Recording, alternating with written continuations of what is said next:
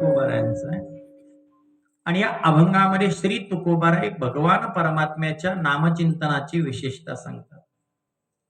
परंतु ही विशेषता सांगताना महाराज तुकोबाराय आपल्याला काहीतरी करायला सांगतात. काय करायला सांगतात तर तुकोबाराय आपणाला विचार करायला सांगतात. कशाचा सांगतात तर साराचा आणि आसाराचा. कधी सांगतात तर उठाउठी सांगतात आणि साराचा आसाराचा विचार उठाउठी केल्यानंतर लाभ काय तर तयाच्या चिंतने निरसेल संकट तराल दुर्घट भवसिंधू. आपल्या जीवनातील संकटाचं निवारण होतं आणि भवसिंधू आपल्याला तरता येतो. म्हणून अगदी अट्टहासानं भगवंताचं चिंतन करावं आणि त्या भगवंताच्या चिंतनानं एकाला नाही दोघाला नाही तर आपल्या कोटी कुळाला आपल्याला उद्धरून नेता येतं असा अभंगाचा भावार्थ. विठ्ठल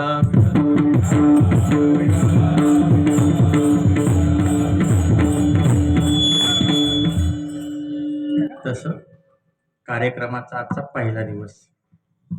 कितवा दिवस आहे? पहिला. सहज कोणी म्हणेल वैभव महाराजांचा पहिला दिवस. कितवा दिवस आहे? पहिला. उद्याच्या हांडे महाराजांचा दुसरा दिवस आहे.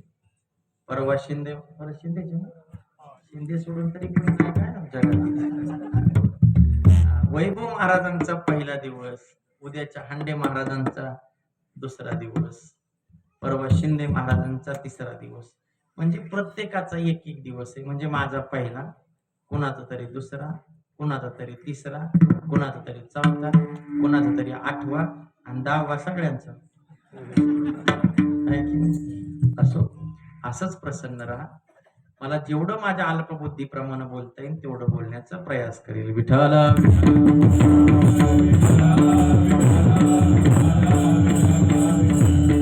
श्री तुकोबाराय या अभंगामध्ये तुम्हाला सर्वांना विचार करायला सांगतात.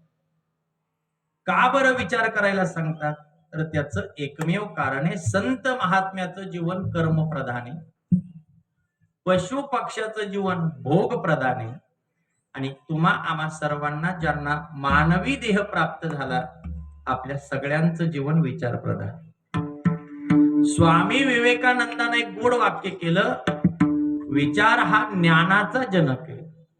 आपल्याला कुठलीही गोष्ट प्राप्त करण्याकरता ती गोष्ट कृतीत येण्यापूर्वी ती गोष्ट विचारात येते. कशात येते? विचारात.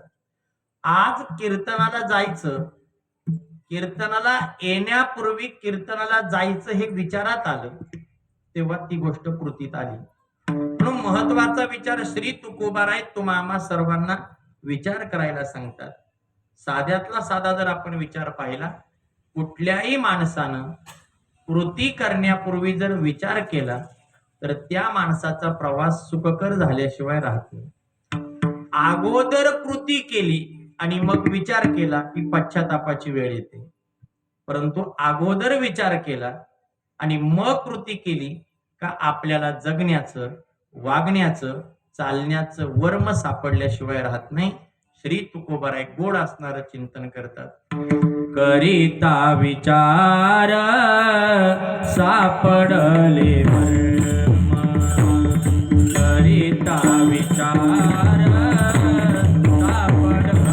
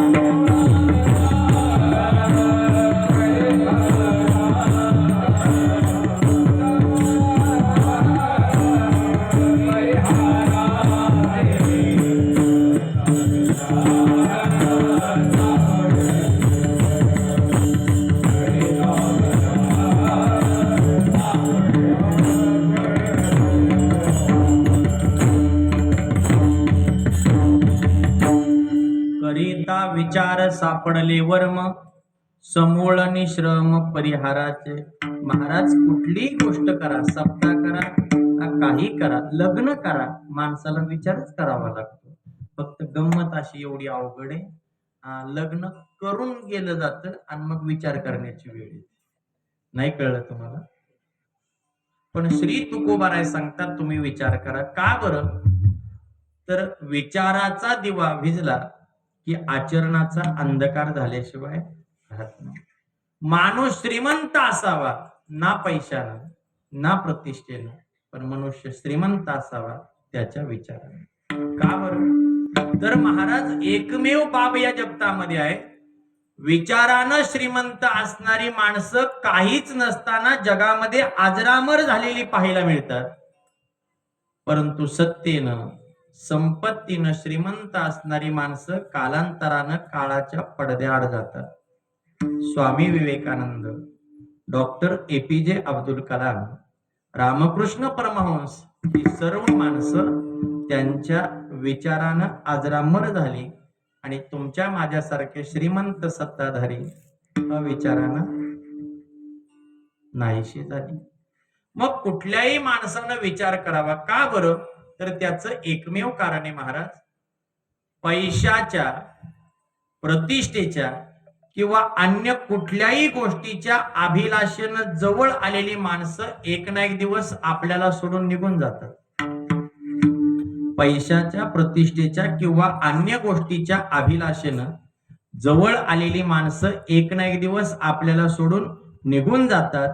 पण आपल्या विचाराच्या माध्यमातून आपल्या सान्निध्यात आलेली माणसं मरेपर्यंत आपल्या सोबत राहतात.